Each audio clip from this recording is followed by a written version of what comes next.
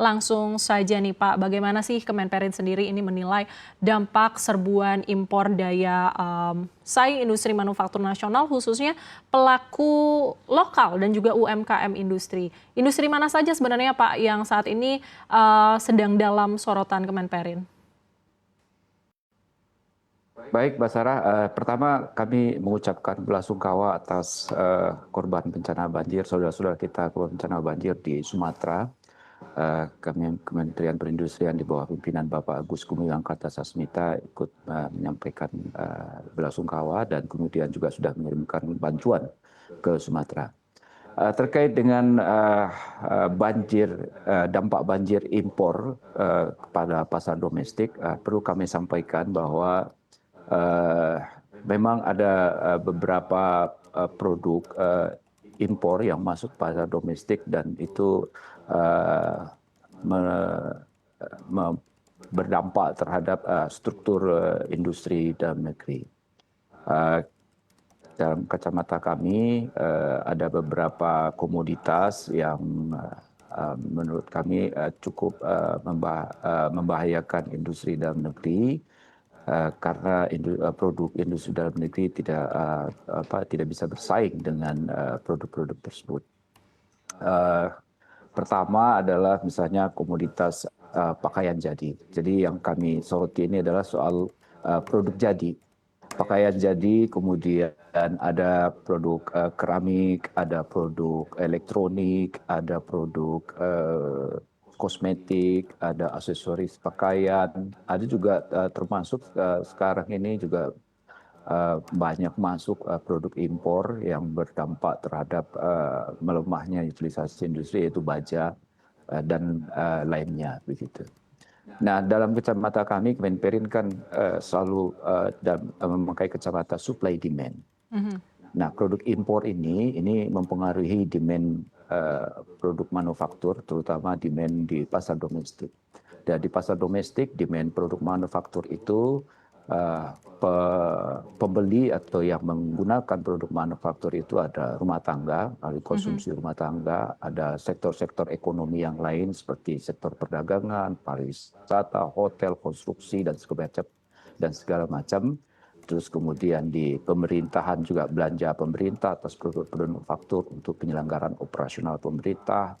Juga ada demand itu muncul dari investasi, baik investasi di sektor manufaktur atau di investasi di sektor-sektor yang lain yang membutuhkan produk manufaktur. Misalkan investasi di pembangunan pabrik atau smelter misalnya, itu membutuhkan berbagai produk manufaktur yang bisa disuplai oleh industri dalam negeri. Nah, struktur demand manufaktur kita dalam negeri itu sebagian besar itu adalah sekitar 43% dari produk manufaktur itu memenuhi permintaan antara yang tercipta dari subsektor ekonomi yang lain, ya seperti yang saya sebutkan tadi, sektor konstruksi, sektor pariwisata, sektor perdagangan, sektor pertanian, begitu ya, itu 43%. Konsumsi rumah tangga itu share demand-nya itu sekitar 27,9%. Ya, misalnya kita tahu misalnya seperti yang kita pakai, pakaian yang kita pakai, ya, produk-produk elektronik di rumah tangga, kendaraan pribadi, produk sandang, pangan dan segala macam. Begitu juga dengan konsumsi pemerintah. Pemerintah dalam menyelenggarakan pemerintahannya itu membutuhkan produk-produk manufaktur. Dan share-nya memang sementara ini kalau berdasarkan data BPS masih 0,05%. Tapi 0,05% ini share-nya ini memang manufaktur tidak langsung memenuhi kebutuhan pemerintah. Ya, tapi hanya melalui sektor yang lain seperti perdagangan, ya, yang menjadi pihak ketiga dalam proses pengadaan barang dan jasa.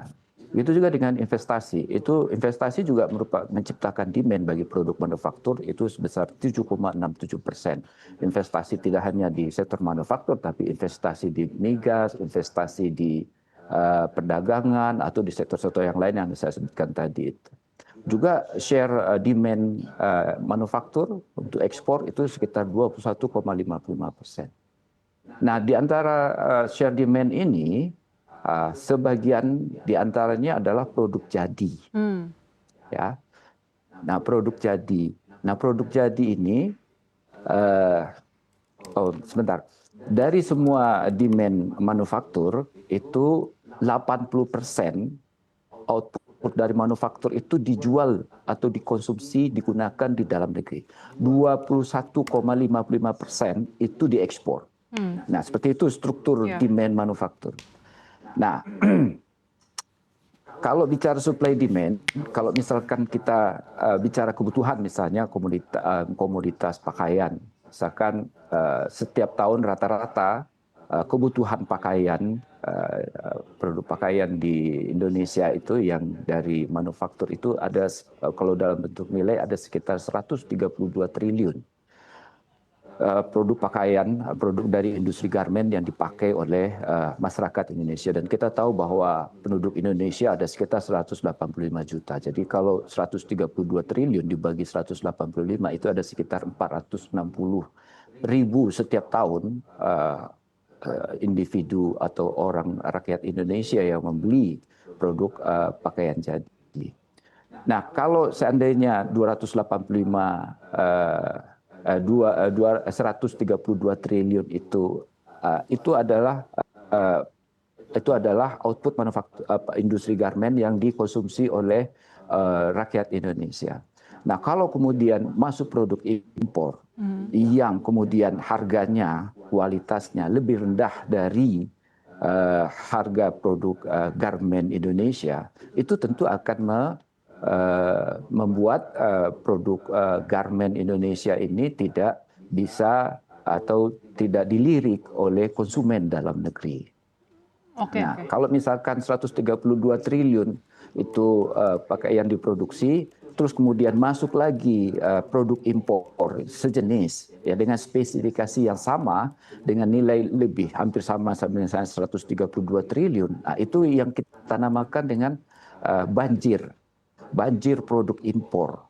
Ya, jadi kebutuhan misalnya kalau misalkan kita analogi, kalau kebutuhan pakaian di Indonesia itu 100, industri dalam negeri bisa memproduksi 100, terus kemudian kita impor 100 lagi, jadi kan yang masuk ke pasar domestik itu kan 200, sementara kebutuhannya 100. Nah, itu yang kita sebut sebagai banjir impor. Jadi produk impor itu selain volume dan nilainya besar, lebih dari kebutuhan, harga dan daya saingnya itu jauh lebih rendah ya, misalnya harga itu daripada produk manufaktur kita. Nah, kita lihat kenapa harga produk impor itu bisa masuk, bisa dijual dengan harga murah. Kita lihat bahwa memang ada salah satunya itu adalah adanya praktik dumping dari negara produsen yang mengekspor produk misalnya pakaian itu ke Indonesia.